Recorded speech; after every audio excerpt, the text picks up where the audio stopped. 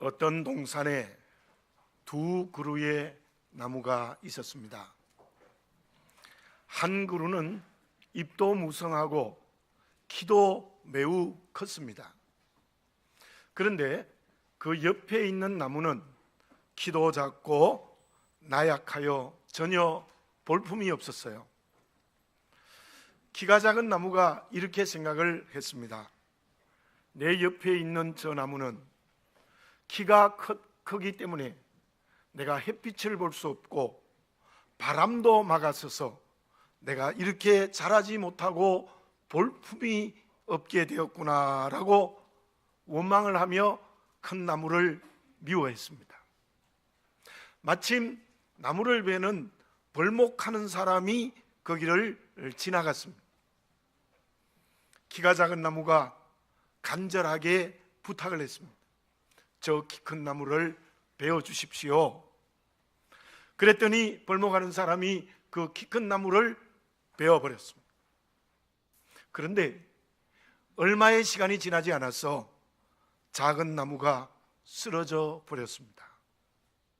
왜 그랬을까요? 큰 나무가 앞에서 강한 햇빛을 막아주었고 세찬 바람을 막아주었는데 이제는 그러한 역할을 하는 나무가 없어졌기 때문에 넘어져 버린 것입니다.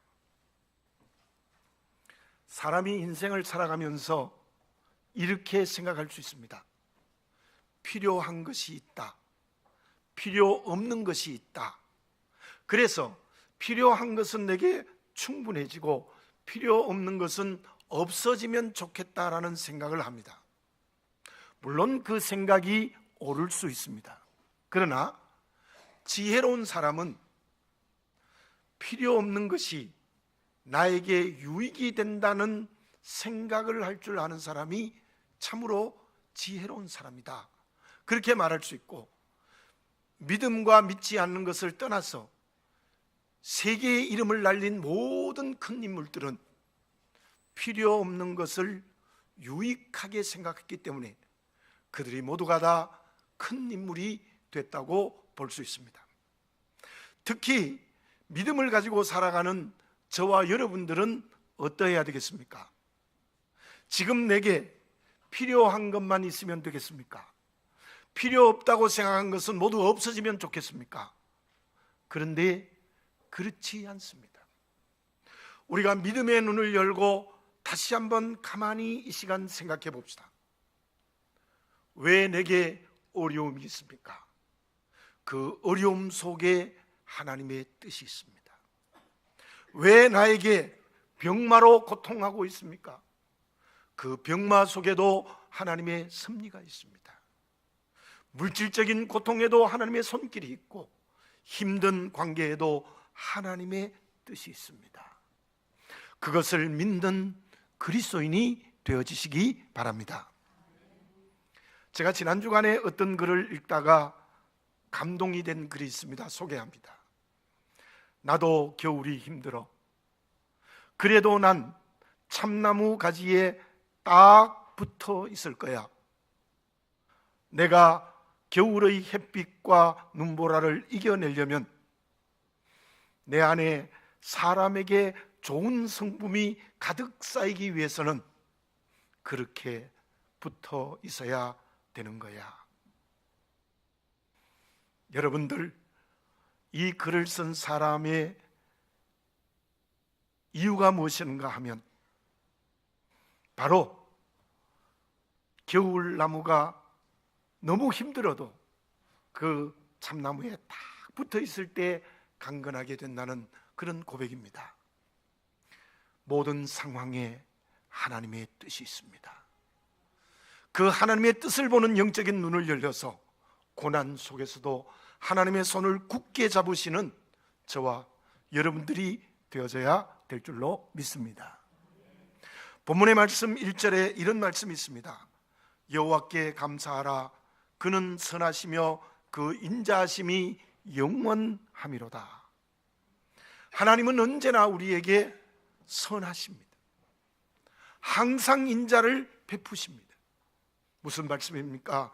우리의 고난 속에 하나님의 선하신 뜻이 있다는 것입니다. 하나님의 풍성하신 사랑이 있다는 것입니다. 그러므로 어떻게 해야 되겠습니까? 어떤 환경과 관계에서도 여호와께 감사해야 합니다. 불평과 원망을 해서는 안 된다는 겁니다. 사도행전 16장에 이러한 사건이 기록되어져 있습니다. 바울과 실라가 빌립보에 복음을 전가하러 갔습니다. 귀신 들린 여인의 귀신을 쫓아냈다는 이유로 39대의 태장을 맞고 쇠사슬에 매여 깊은 지하 감옥에 갇혔습니다. 39대를 맞은 그 채찍은 어떤 채찍이냐? 가죽에다가 납을 곳곳에 붙인 것입니다. 등에다가 한 대만 때려도 살갗이 파여져 나옵니다. 39대를 맞았습니다. 한 대를 더 때리면 죽을까봐 39대를 때리는 제도였습니다. 그 한밤중에 바울과 실라가 얼마나 아팠겠습니까? 그 쓰린 상처가 그를 붙들었을 겁니다. 그런데 그 사도행전 16장 25절에 바울과 실라가 무엇을 했습니까? 이렇게 말씀하고 있습니다. 한밤중에 바울과 실라가 기도하고 하나님을 찬송하며 죄수들이 듣더라. 그 억울한 환경과 관계에서도 감사의 기도를 드렸습니다. 감사의 찬양을 올렸습니다. 그래서 이 사도행전 16장은 밤의 찬미라는 별명이 있습니다. 낮이 밤으로 바뀌는 단순한 자연적 현상이 아니라 바울과 실라는 정말 캄캄한 인생의 밤이었습니다. 그럼에도 불구하고 그들은 감사의 기도를 드리고 감사의 노래를 불렀습니다. 그때 어떤 일이 일어났습니까? 큰 지진이 나서 옥문이 열렸습니다. 간수장이 회개하고 그로 인하여 빌립보 교회가 세워지는 역사가 일어났습니다.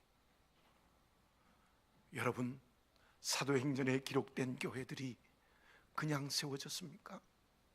사도행전에 기록된 모든 교회들은 고난 속에서 세워졌습니다. 아니, 이 역사에 이루어지는 모든 교회가 어떻게 세워졌습니까? 대부분의 교회는 고난 속에서 세워지는 겁니다. 우리 성함교회도 고난의 눈물의 기도 속에서 우리 교회가 시작한 것입니다. 고난에 필요 없다고 생각하지 말고 필요 없는 고난에 하나님의 뜻이 있다고 생각하고 감사하시기 바라겠습니다. 그때 하나님께서 놀라운 역사를 응답하실 줄 믿습니다. 가나안 땅을 정탐했던 10사람은 어떤 사람이었습니까?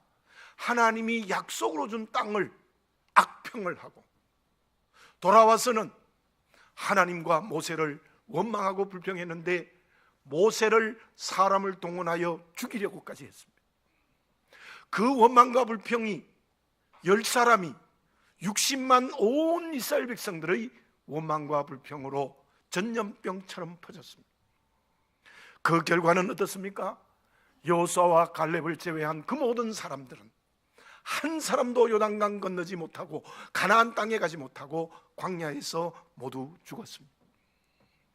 우리가 너무나도 잘 아는 데살로니가전서 5장 18절을 봅시다. 우리 같이 한번 화면을 보고 읽어보겠습니다. 범사에 감사하라. 이것이 그리스도 예수 안에서 너희를 향하신 하나님의 뜻이니라. 아멘. 웨인 다이어가 쓴 행복한 이기주의자란 책이 있습니다. 그 책에 이런 말이 있습니다.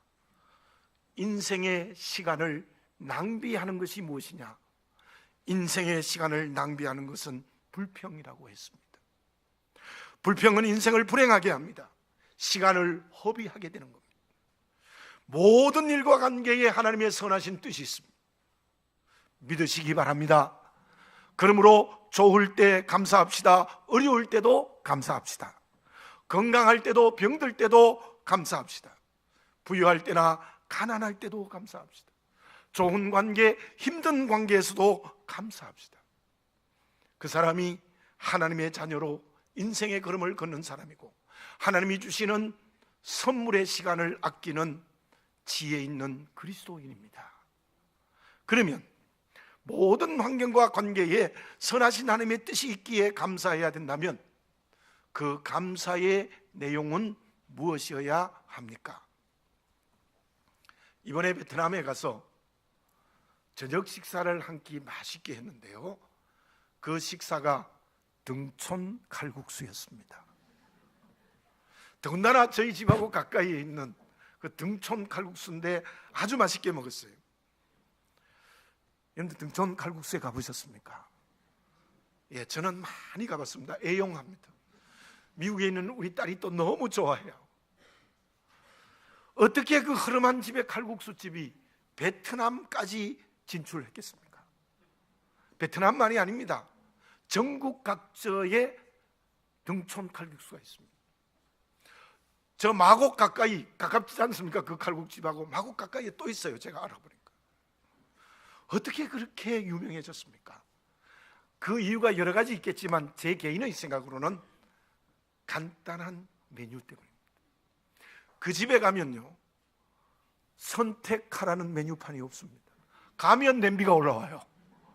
그리고 나물 넣고 뭐 소고기 주고 국수 주면 그 메뉴 하나밖에 없어요. 아마 한 가지 메뉴로 맛을 내는 능력이 있기 때문에 그렇게 유명한 칼국수집이 되지 않았을까, 그런 생각을 해봅니다. 어떻게 하면 우리가 하나님의 칭찬을 받을 수 있겠습니까? 그것은 하나님 앞에 단순해져야 돼요. 복잡해지면 안 돼요. 예수님이 그렇게 말씀하셨잖아요. 어린아이처럼 단순해야 천국에 갈 수 있다, 그렇게 말씀하셨어요. 그 단순함이 무엇입니까? 본문의 배경은 유대 백성들이 바벨론의 70년의 포로에서 돌아온 상황입니다. 그 자유가 오직 하나님의 은혜라는 고백이에요. 2절과 3절을 제가 봉독해 드립니다. 여호와의 속량을 받은 자들은 이같이 말할지어다. 여호와께서 대적의 손에서 그들을 속량하사 동서남북 각 지방에서부터 모으셨도다. 유대 백성들이 우상을 섬기는 죄 때문에 바벨론에게 종이 되어졌습니다. 그리고 여러 곳으로 흩어져 버렸습니다. 그 종의 자리에서 70년이 지났을 때 여호와께서 다시 속량하시고 동서남북의 모든 유대 백성을 모으셔서 예루살렘으로 돌아오게 했습니다. 무슨 말씀입니까? 죄 때문에 하나님의 심판을 받았지만 하나님은 다시 구원하시고 예루살렘으로 돌아오게 하셨다는 거예요. 그렇다면 그 2절 3절의 내용이 오늘 저와 여러분에게는 무엇입니까? 우리는 죄로 죽었습니다. 그 죄와 죽음에서 구원하시기 위하여 하나님이 사람이 되셨습니다. 그리고 저와 여러분들의 죄를 자기의 것으로 삼으시고 십자가에 죽으셨습니다. 우리는 그 십자가의 은혜를 믿음으로 구원받았습니다. 그렇다면 우리는 어떻게 해야 될까요? 여러분, 무거운 짐만 들려줘도 고맙죠, 감사하죠. 죄로 죽었던 문제를 십자가의 은혜로 해결했습니다. 감사해야 되지 않겠습니까? 복잡해지지 맙시다. 우리의 감사의 이유는 오직 주님의 십자가의 은혜입니다. 그 은혜에 감사해야 됩니다. 주님의 십자가의 은혜에 감사하면 내가 영생을 얻고 하나님의 자녀라는 믿음이 있으면 모든 환경과 관계에 하나님의 뜻이 있다는 눈이 열려요. 저절로요. 고난에도 하나님의 뜻이 있다는 눈이 열려요. 범사에 감사하지 않을 수 없습니다. 여러분들 생각해 보십시오. 우리에게 고난이 있어도 천국 가죠? 영원한 생명 얻었죠? 아니에요? 예. 여기에서 우리가 분명히 해야 될 것이 있습니다. 정말 우리가 주님의 십자가의 은혜를 감사함으로 말미암아 우리의 모든 환경과 관계에 선하신 하나님의 뜻이 있다는 영적인 눈이 열린 것은 다르게 말하면 무엇이겠습니까? 말로만 감사하면 되겠습니까? 1년에 맥주감사절, 추수감사절 2번 있으니까 특별히 오늘은 1년을 감사하는 주일이니까 이때만 감사하면 되겠습니까? 그렇지 않습니다. 주님의 십자가의 은혜에 감사하여 우리의 삶에 하나님의 선하신 뜻이 있다는 영적인 눈이 열린 사람은 어떻게 사는 것입니까? 106편 47절을 제가 다시 한번 봉독해 드립니다. 여호와 우리 하나님이여 우리를 구원하사 여러 나라로부터 모으시고 우리를 주의 거룩하신 이름을 감사하며 주의 영예를 찬양하게 하소서. 여러분 저를 한번 따라서 해볼까요? 주의 거룩하신 이름을 감사하며 주의 영예를 찬양하게 하소서. 그게 십자가의 은혜에 감사하는 그리스도인의 삶입니다. 주의 구별된 이름에 감사한다, 주의 영예를 찬송한다. 그게 무슨 뜻입니까? 우리의 모든 삶에서 주님의 이름이 드러나야 됩니다.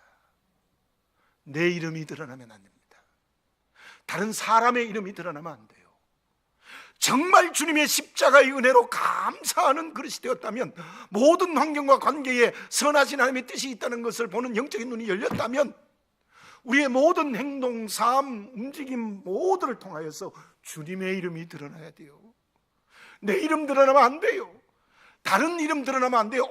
오직 주의 이름이 드러나야 돼요. 그것을 다르게 말하면 무엇입니까? 고린도전서 10장 31절입니다. 그런즉 너희가 먹든지 마시든지 무엇을 하든지 다 하나님의 영광을 위하여 하라. 아멘. 그 말씀에서 중요한 말씀이 다입니다. 다. 원어에도 있습니다. 100% 전부. 너의 삶의 걸음을 걸어갈 때 100% 전부 하나님의 영광을 위하여 하라는 겁니다. 내 영광 위해서 하지 말라는 거예요. 우리가 주님의 십자가의 은혜에 감사하는 것은 우리의 삶의 실천에서 주의 이름 드러나고 주께 영광되는 것입니다. 바울이 그 말씀을 한 이유가 무엇입니까? 고린도 교회가 우상의 제물을 먹느냐 안 먹느냐의 문제로 심하게 다투었습니다. 그런데 문제가 무엇입니까? 레위기를 통해서 우상의 제물을 먹으면 안 된다는 사람도 전부 자기 이름 드러내는 거죠. 먹어도 된다는 사람도 전부 자기 영광 위해서 하는 거예요. 그러니까 바울이 결론적으로 이 말을 한 거예요. 먹든지 마시든지 무엇을 하든지 다 하나님의 영광을 위해서 하라는 겁니다. 솔직하게 자기 자신에게 질문해 보시기 바랍니다. 나는 지금 모든 삶에서 하나님의 영광을 드러내고 있습니까? 가정에서 하나님의 이름이 드러납니까? 직장과 사업의 현장에서 주의 이름 드러납니까? 내 이름 드러나지 않습니까? 자기의 영광을 위하여 살아가고 있지 않습니까? 지난 목요일에 대학 입학 수학능력고사를 치렀습니다. 저는 다시 한번 그 어머님들, 심지어 할머님들까지 간절히 기도드리는 것을 가슴으로 느꼈습니다. 아마 응답하신 줄 믿습니다. 우리 다시 한번 자녀들에 대해서 생각해 봅시다. 시편 127편에서는 자녀는 하나님이 주신 기업이요 하나님이 주신 상급이라고 말씀하고 있습니다. 여러분, 자녀는 하나님이 주신 기업이라고 믿으십니까?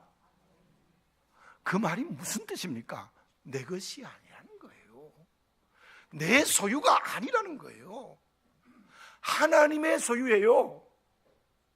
다만 아버지 어머니가 되어서 그들을 하나님의 말씀대로 하나님의 뜻대로 양육하는 책임을 진 거예요.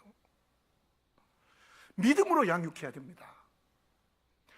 자녀들을 통해서 하나님의 이름 드러나야 돼요. 자녀들을 통해서 엄마 이름이 드러나면 되겠습니까? 자녀들을 통하여 아버지께 영광이 되면 되겠습니까? 그럼 그리스도인이 아니에요. 우리 자녀들을 통하여서 부모의 이름 드러나도 안 되고 그 자녀들이 영광받고 이름 드러나도 안 돼요.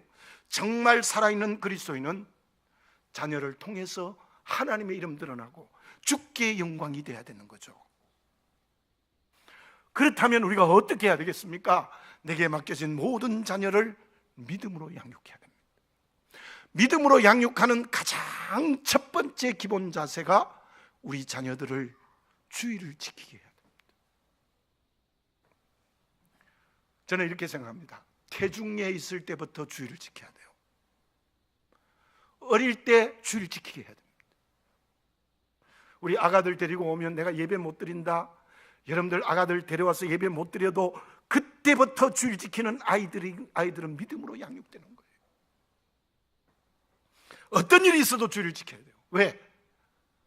믿음의 기본 자세가 주일을 지키는 거예요. 그때 우리의 자녀들이 하나님께 영광을 돌리게 됩니다. 원래 우리 교회 수험생은 고등학교 3학년은 없습니다. 1년 더 준비한 두 학생인데요, 저는 두 학생을 위해서 많이 기도를 드리는데 내가 감사한 게 있습니다. 그게 무엇인가 하면, 한 학생은 우리 양평 지방에 가서 1년을 준비했는데, 제가 알기로는 주일이 되면 시간을 허락받아서 가까운 교회 주일을 지켰습니다. 또 한두 달 만에 저희 교회 오면 청년 예배를 반드시 드렸습니다. 그리고 또 한 학생은 역시 1년을 더 준비한 학생인데, 제가 기억하기로는 올해 주일 한 번도 안 빠지고 주일을 지킵니다. 그 학생들의 실력이 어느 정도인지 제가 잘 알지 못합니다. 그러나 그 학생들의 영은 분명히 살아있습니다. 이번에 수험생 두 학생들은 하나님의 이름 드러내고 주께 영광을 돌리는 귀한 그릇이 될 수 있다고 저는 믿고 기도드리고 있습니다. 여러분, 믿음의 기본 자세인 주일을 지키게 하지 않으면 우리 자녀의 영을 죽이는 거예요. 그러면 걔들이 하나님께 영광을 돌리는 학문 하겠습니까? 주의 이름 드러내는 길을 걸어가겠습니까? 아이들이 자기 주장을 하기 시작하면 믿음으로 양육하기 어렵습니다. 어릴수록 믿음의 교육을 해야 됩니다. 그것은 부모의 책임이며 우리 교회의 어른들의 책임입니다. 자녀를, 우리의 다음 세대를 믿음으로 가르치는 것이 하나님께 영광이 되는 것입니다. 뿐만 아니라 우리의 모든 삶의 자리에서 하나님의 이름을 드러냅시다. 주께 영광을 돌리게 합시다. 지금 나에게 영광을 돌리고 있지 않습니까? 내 이름 드러내고 있지 않습니까? 정말 오늘 하나님께 감사한다면, 주님의 십자가의 은혜에 감사하는 그릇이 되어 내 모든 환경과 관계에 선하신 하나님의 뜻이 있다는 영적인 눈을 열었다면, 내 이름 드러내고 내 영광 돌리는 것 회개하시기 바랍니다. 버리시기 바랍니다. 성령으로 버리시기 바랍니다. 그것이 2018년 추수감사절 우리가 선택의 결단을 해야 될 중요한 과제일 수 있습니다. 그러면 모든 삶의 자리에서 오직 하나님께 영광을 돌리는 감사하는 그리스도인은 어떤 덕목이 있어야 합니까? 필요한 덕목이 있습니다. 아프리카 어떤 부족들에게 결혼식을 할 때 이런 풍습이 있다고 해요. 결혼하는 신부들을 다 모아다가 옥수수를 한 고랑씩 맡긴대요. 그리고 이렇게 말한대요. 이 한 고랑 중에 제일 크고 제일 맛있고 제일 건강한 옥수수를 한 개 따오너라. 한 가지 조건이 있다. 뒤로 갈 수 없다는 거. 결과가 어떻게 된 줄 아세요? 대부분의 경우에 못생기고 알이 흠성흠성 빠져있는 그런 것 가져온대요. 왜 그럴까요? 좋은 게 있어. 다음에 가면 더 좋은 게 있겠지. 끝까지 간다는 거예요. 그래서 맨 끝에 있는 거 따온다는 거예요. 그러니까 별로 모양이 좋은 옥수수를 가져오지 못한대요. 그러한 풍습은 아마 신부들에게 오늘의 성실해라는 교훈이 있었을 겁니다. 주어지지 않을 내일의 헛된 꿈을 꾸지 말라는 거예요. 저는 그 이야기를 책에서 읽으면서 이런 생각이 들었어요. 오늘의 만족하는 사람이 되라는 뜻이 그 이야기 속에 있다라는 생각이 들어서 여러분에게 먼저 예화로 듭니다. 믿음으로 사는 우리들에게 내일 주실 하나님의 약속을 기대해야 돼요. 천국에 주실 구원과 상급, 내일 주실 하나님의 약속, 그거 붙들어야 되죠. 그러나 하나님이 주지 않고 말씀이 아닌 내일의 헛된 꿈을 꾸면 안 돼요. 저와 여러분, 십자가의 은혜에 감사해서 모든 삶과 관계에 하나님의 선하신 뜻이 있다는 영적인 눈이 열리는 사람은 어떤 감사의 덕목이 필요할까요? 하나님께 영광을 돌리는 사람은 어떤 덕이 우리에게 필요할까요? 오늘 4절에서 9절까지의 말씀은 바벨론에서 예루살렘으로 돌아오는 것을 광야의 40년을 비유해서 설명하고 있습니다. 광야 사막과 같은 바벨론에서 줄이고 목마르고 영혼이 피곤했습니다. 그때 근심하며 하나님께 부르짖었더니 하나님이 그 고통에서 건지셨다. 바른 길로 인도하시고 드디어 예루살렘 성읍에서 살게 해주셨다는 겁니다. 그래서 그 하나님의 기적과 같은 은혜에 찬송하고 있습니다. 본문의 말씀 9절을 함께 읽어보겠습니다. 의미를 생각하면서 같이 읽어보겠습니다. 그가 사모하는 영혼에게 만족을 주시며 줄인 영혼에게 좋은 것으로 채워주심이로다. 아멘. 사모하는 영혼에게 만족을 주시며 줄인 영혼에게 좋은 것으로 채워주신다. 그때 유다 백성들이 바벨론에서 돌아와서 예루살렘에서의 환경이 좋았습니까? 그 역대 상하서를 끝에 기록했죠. 전혀 그렇지 않습니다. 성전도 무너졌어요. 집들도 다 넘어져 버렸어요. 성전도 재건해야 되고 자기 집도 지어야 되는 굉장히 어려운 상황이었어요. 물질적으로 공고한 상황이었어요. 그럼에도 불구하고 그들은 하나님의 은혜에 감사하고 있는데 그들의 감사의 덕목이 무엇입니까? 그들에게 주어진 지금의 환경과 관계에 만족하고 있습니다. 만족하고 있습니다. 하나님이 좋은 것으로 채워주셨다는 고백을 하고 있어요. 저와 여러분, 우리는 십자가의 은혜로 구원받아 하나님의 자녀 되었습니다. 지금 우리의 삶의 자리는 예루살렘입니다. 물론 개인에 따라 삶의 정도가 다를 수 있습니다. 유다 백성들처럼 공고하고 힘든 분도 계실 것입니다. 병마로 고통받는 분들도 계실 것입니다. 물질적으로 어려운 분도 계실 것입니다. 관계의 문제로 기도드리고 있는 분도 계실 것입니다. 그럼에도 불구하고 앞에서 말씀드린 대로 우리는 하나님의 자녀입니다. 지금 주어진 모든 곳에 하나님의 뜻과 섭리가 있습니다. 그러므로 만족해야 합니다. 왜 불평과 원망이 나옵니까? 지금 환경과 관계에 만족하지 못하기 때문에 원망하고 불평하는 거예요. 바울의 고백을 들어봅시다. 빌립보서 4장 11절 12절입니다. 내가 궁핍함으로 말하는 것이 아니니라. 어떤 형편에든지 나는 자족하기를 배웠노니 나는 비천에 처할 줄도 알고 풍부에 처할 줄도 알아. 모든 일 곧 배부름과 배고픔과 풍부와 궁핍에도 처할 줄 아는 일체의 비결을 배웠노라. 여러분들 다시 저를 한번 따라해 볼까요? 나는 자족하기를 배웠노니. 아멘입니다. 바울의 그때 상황을 제가 여러분에게 많이 말씀드렸어요. 지금 바울은 감옥에 있습니다. 나이는 많아 늙어 노인입니다. 육체의 가시라는 깊은 병을 앓고 있습니다. 동역자들이 배신하고 곁을 떠나갑니다. 거기에다가 사형 집행이 어쩌면 눈앞에서 기다리고 있었어요. 그럼에도 불구하고 바울은 그 환경과 관계에 스스로 만족하고 있습니다. 물어볼까요? 바울보다 더 어렵습니까? 바울보다 더 어려운 관계에 있습니까? 아마 아무도 없을 거예요. 바울이 왜 그렇게 스스로 만족하고 있습니까? 하나님의 자녀로 구원받았다는 믿음이 있고 그 믿음으로 주의 이름 드러내고 하나님께 영광되는 길을 걷고 있기 때문이에요.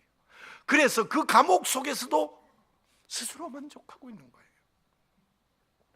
그리고 그 바울의 고백에서 중요하게 알아야 될 것은 무엇인가 하면 스스로 만족하는 것은 배워서 얻어지는 거라는 거예요. 은혜는 하나님에게 공짜로 주시는 겁니다. 그러나 스스로 만족하는 것은 내가 선택하는 거예요. 나의 결단에서 주어지는 것입니다. 스스로 만족하는 것은 지금까지 주신 하나님의 은혜에서 배우라는 거예요. 지금까지 지내온 것 하나님의 은혜이신 줄 믿으십니까? 2018년 새해 첫날부터 지금까지도 하나님께서 끊임없이 은혜를 베풀어 주셨다는 것을 믿습니까? 고난도 좋은 환경도, 어려운 관계도 좋은 관계도. 그렇다면 스스로 만족하시기 바랍니다. 그 사람이 하나님께 영광을 돌리는 감사하는 그리스도인입니다. 광야의 이스라엘 백성들이 왜 원망과 불평의 노예가 되었습니까? 출애굽의 은혜를 잊어버렸어요. 홍해를 육지처럼 걷는 것도 다 잊어버렸어요. 계속되는 물과 양식을 주시는 하나님의 은혜에도 스스로 만족하는 걸 배우지 못했기 때문이에요. 스스로 만족하는 것을, 하나님의 은혜를 배워서 아는 성령의 역사를 체험하시기 바랍니다. 사랑하는 교우 여러분, 하나님께 감사드리는 것이 삶이 되어 언제나 주의 이름 드러내시는 길을 걸어가시기 바라겠습니다. 그렇게 하나님께 영광이 되는 것은 지금 주시는 하나님의 은혜에 스스로 만족하는 선택의 결단을 하는 것입니다. 결과는 어떻습니까? 감사하는 성도나 교회는 성령께서 전진하게 하십니다. 앞으로 나아가게 하십니다. 성숙하고 성장하게 합니다. 그러나 원망하고 불평하는 사람은 후퇴해요. 뒤로 물러가요. 인생의 걸음을 뒤로 갈 수밖에 없게 돼요. 이스라엘 백성들이 불평했을 때는 한 걸음도 앞으로 나가지 못했어요. 원망과 불평한 이스라엘 백성들 한 사람도 요단강 건너 가나안 땅에 가지 못했습니다. 그러나 감사했을 때는 전진했습니다. 나와 우리 교회를 높이고 사명의 그릇으로 삼으신 것은 감사할 때인 줄 믿습니다. 나와 우리 교회가 뒤로 밀려나는 것은 불평과 원망 때문입니다.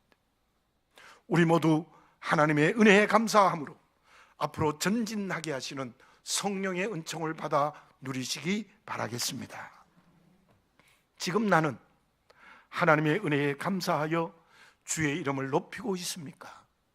불평과 원망으로 이기적인 자기에게 갇혀 있습니까? 기도드리겠습니다. 사랑하는 아버지 하나님, 여호와의 이름에 감사케 해 주시옵소서. 우리의 삶의 자리에서 주의 이름 드러내지 않고 내 이름 드러냈기 때문에 불평과 원망으로 가득 차 있습니다. 하나님의 은혜에서 스스로 만족하는 것을 배우지 못하고 그로 인하여 원망과 불평의 노예로 전락했습니다. 주여, 회개합니다. 십자가의 은혜에 감사하며 모든 고난에도 하나님의 섭리와 뜻이 있다는 것을 믿습니다. 그러므로 오늘의 현재에 만족하며 여호와 하나님의 이름을 드러내는 길을 걸어가겠습니다. 주님, 저희들을 긍휼히 여기셔서 하나님의 이름에, 주의 이름에 감사하는 그리스도인이 되게 해 주시옵소서. 그때 하나님이 저희들을, 우리 교회를 전진하게 하시고 성장 성숙하게 하시고 높여주시는 역사를 일으켜 주실 줄로 믿습니다. 아버지 하나님, 주의 이름에 감사케 하여 주시옵소서.